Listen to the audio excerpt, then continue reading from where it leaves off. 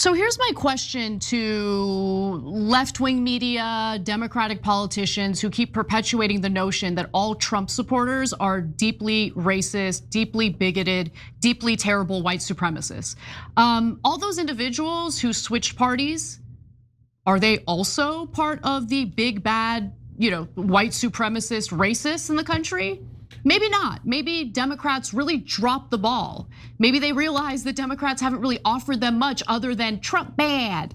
Anna Kasparian reacts to Stephen A. Smith slamming the woke left for being an utter embarrassment before Anna Kasparian herself slams Democrats for destroying the party and pushing voters away in this clip, as Anna Kasparian watches Stephen A. Smith float the idea he might run for president himself because there is literally no leadership at all. And Anna Kasparian uses this and more to totally slam the left. So let's jump in and watch Anna Kasparian slam the left along with Stephen A. Smith. I want to make sure America understands this. I believe it is an utter embarrassment to the Democratic Party that I am a candidate in people's eyes for the presidency of the United States. It's an indictment against them, and they need to get their act together before somebody like me or somebody else takes it real seriously and says the hell with y'all, because the roster that I'm seeing right now, y'all don't have anything.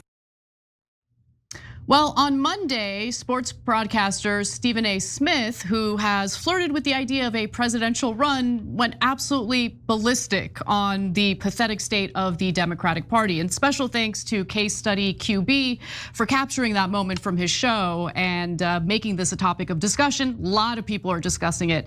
And by the way, that was far from all Smith had to say about the Democrats, right, Cenk? No. So Smith's going off on the Democrats, and I like it. But the only people really talking about Stephen A. Smith running for president is Stephen A. Smith. So, I mean, let's keep it real on that. I'm gonna propose two other people that are in the media, very similar jobs, that are way better choices and could actually win. All right, well, before you do that, let's watch more of his rant.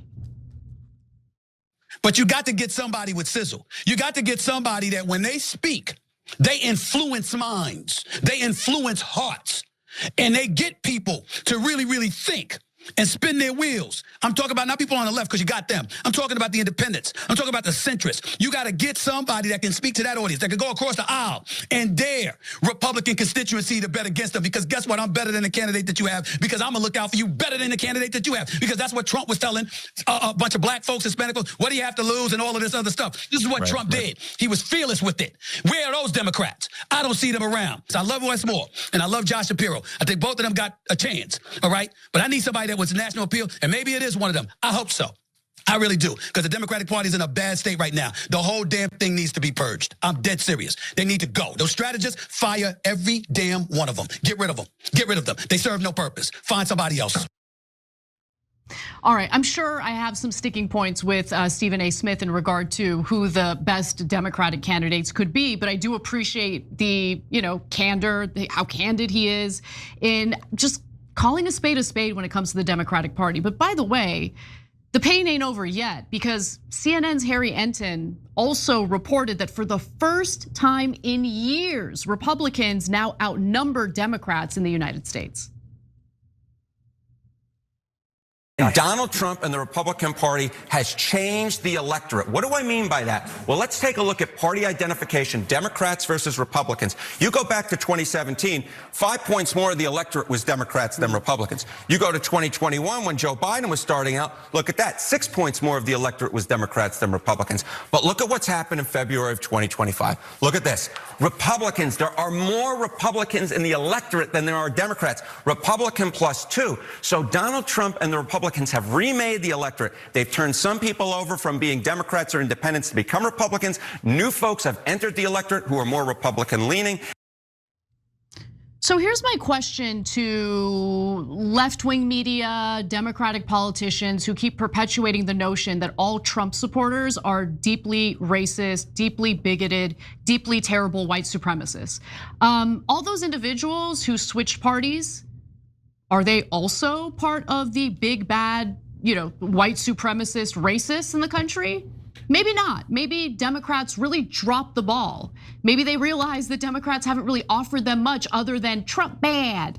Now, personally, I haven't seen anybody talking about Stephen A. Smith being president, but I could be wrong. I'm not online social media all the time, but he could be absolutely right. There could be people, because it's like, who else do they have? They've got nobody. And Stephen A. Smith is absolutely right about one thing. You need someone who can speak to hearts, to minds, and influence people and get them to change their minds and behavior. You have to have someone who can talk, who for whatever reason, whatever it is, cause that change. And they've got nobody. They have no one. But Trump is loud. He doesn't apologize. He's forward.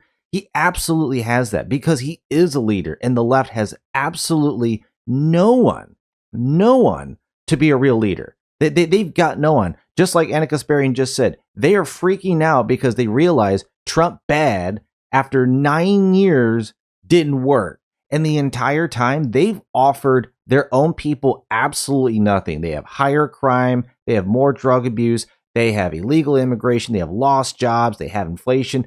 They have got nothing to offer their own constituents. And now, for the first time in a very long time, there's more Republicans in the electorate, all because, well, not all. I mean, partially, of course, because of Donald Trump and what he's been doing, but also the left. They've got nothing. They have nothing to actually offer them to benefit their lives. And people are figuring out, wow, my life's better and things are better over here. And unless they do something, they're just going to drown out, which in my opinion would be better for everybody. But let me know your thoughts below. Helps you out, and leave a like. It helps the algorithm. Let's get back in. And by the way, one other thing, a Quinnipiac poll that was released yesterday found that 40% of Democrats approve of the way the Democrats in Congress are handling their job, while 49% disapprove and 11% did not offer an opinion.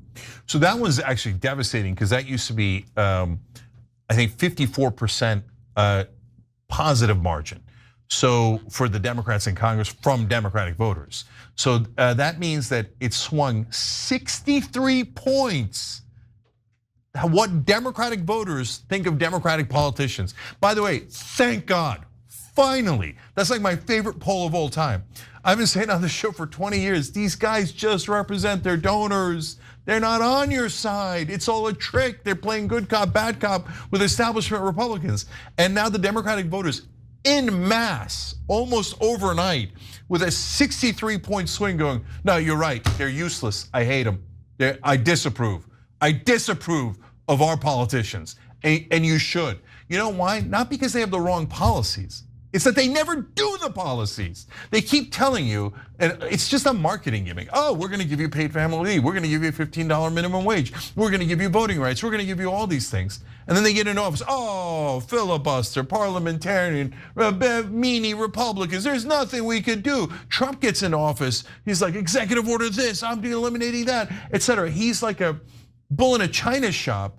And I don't want that. I don't want reckless. I don't want something that isn't well thought out, etc. But man, he doesn't seem to care about the parliamentarian. He's taking tons and tons of action, whereas we have the do nothing Democrats whose constant motto is, there was nothing we could do, there was nothing we could do, and now they're saying it when they're in the minority. No, it's amazing. But brother, if there's nothing you could do when you're in the majority, and there's nothing you could do when you're in the minority, you're just telling the voters, there's literally nothing I could do, so don't bother electing me. And eventually they believed you and stopped electing you. So there's that. There's the lack of policy accomplishments, right? That actually have a material effect, a positive effect on people's day-to-day lives. But then there's also, a lot of those who like to provide cover for the Democratic Party like to just repeat this same line over and over again. No, it's just a messaging problem. It's just a messaging problem. You know what? Partly, I agree, okay? Maybe it is partly a messaging problem. For instance, if the culture within your party is picking out different groups of people to let them know that you think they're bad and immoral, you're gonna turn people off. White men bad, white women bad, Asians, they're also bad because they wanna be like white people. Latinos who want stronger border security but have voted Democrat their entire lives, bad. You keep pushing people out, eventually you're gonna have no one left except for a tiny group of elitist academics. And yeah, that last point by Anna Kasparian is absolutely dead on. This is the left. They fragmented everybody, and now they've just, for the last 10, 15 years, just been blaming everybody this. It's, Oh, it's misogynism, it's racism, it's transphobia, it's these people hate us.